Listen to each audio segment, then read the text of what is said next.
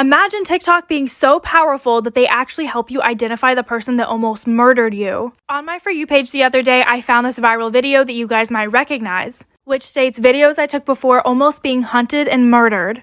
I clicked on her page, listened to her story, and was like, I have to know more. So I reached out and got the full thing. This is the case of Flowers Don't Growl. April 29th through April 30th of 2019, Taylor and her boyfriend Chris decided to take a trip to Falls Creek Falls, Tennessee. Taylor was 5 months pregnant at the time, so they figured they needed one last little trip before they were going to have a baby. And Taylor swore that Chris was going to propose. So that's why she documented so much of this trip, not even realizing that later on it was going to be used as evidence. So they set up at their assigned camping lot. They spent their time hiking, exploring, having fun. Taylor would collect flowers along the way to document it for memory's sake, but please keep these flowers in mind. And then on the second day, everyone from their assigned area was gone except for them. So they were more alone than before, or so they thought. Welcome back to part 2 of Flowers Don't Growl. So later in the night on their last day, they ended up hearing a loud crash. There's very windy roads nearby, so they figured that it was a wreck. And just to make sure kids weren't involved and that everyone was safe, they got out of their tent and ran over to the crash site, which was maybe half a mile away to go check on the people. The sheriff ends up showing up and it's like a DUI situation, but everyone ultimately was okay. So before heading back to their campsite, Taylor says she has to go use the restroom. So her and Chris walk over to the bathroom so she can do her thing, and in the distance they see a light flickering. And as it gets closer, they notice that someone is running with a flashlight. So they're both cracking jokes to each other like, oh my gosh, this guy really has to go to the bathroom. But once he approaches the restroom, he ends up stopping right at them instead of actually going into the bathroom. And states, and I quote, "Wow, you guys are fast." Creepy.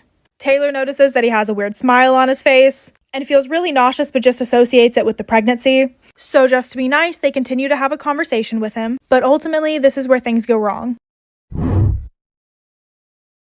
Part 3 on Flowers Don't Growl. So Chris and Taylor continue their weird interaction with this man. Chris explaining that they got to the wreck fast because they wanted to make sure everyone was okay. And the guy goes, yeah, I guess I'm just used to it. And Taylor's confused because like, used to what? Hikes? Car wrecks? They ask what he does, and he says he travels a lot and likes to go camping. And Taylor, starting to get very uncomfortable now, tells Chris that, hey, they need to go back to the campsite because the police will be over there waiting for their statements. Just trying to make an excuse to leave, and Chris could tell it was BS. And as they start to take steps back, he starts to take steps towards them, asking questions like, hey, how long are you guys going to be here for? And his hand kept playing with his hoodie pocket. Chris was starting to pick up on the message as they continued to walk backwards, while the man followed them forward. And then this guy decides to tell them a little story. He was like, car accident. It got me thinking this morning as I was hiking and I passed these flowers. I stopped because they were so beautiful and I heard a deep growl and it scared me. And it makes me think, you never know what day is going to be your last. That's when they saw the knife.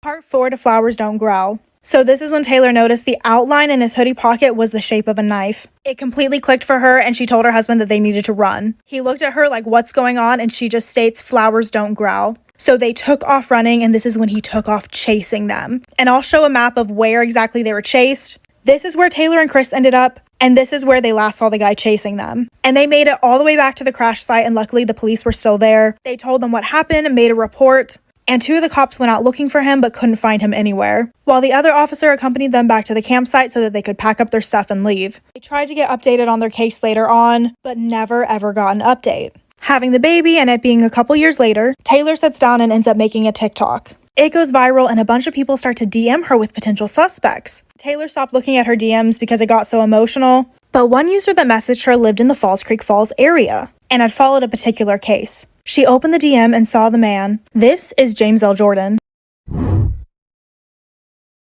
Welcome to Flowers Don't Growl Part 5. So Taylor immediately recognized James L. Jordan as being the person that tried to attack her and her now husband that night. And horrifyingly enough, he ended up killing 2 weeks later, stabbing one female victim that did survive, but stabbing the male to death. The male victim ended up sending out an SOS last minute before he passed, and the police came to arrest Jordan. And honestly, one of the worst things was that he was not found guilty by reason of insanity. And Taylor has tried to reach out to police multiple times because he was very calm and collected the night that her and her husband survived. She has scoured all of her photos trying to figure out where he was at and found out that he was staying back here outside of the regular lots. Followers have pointed out things like this creepy shadow in this video, but ultimately we don't really know where he was at. But because of the story that he told about the flowers, She thinks that he had been stalking them for a while, watching her pick them. Taylor now is using her page to promote safety, learning how to protect yourself and carrying items such as mace or a taser, and campsites where you pay to camp probably should have security. Taylor is tagged below, so please go follow her to keep up with her story.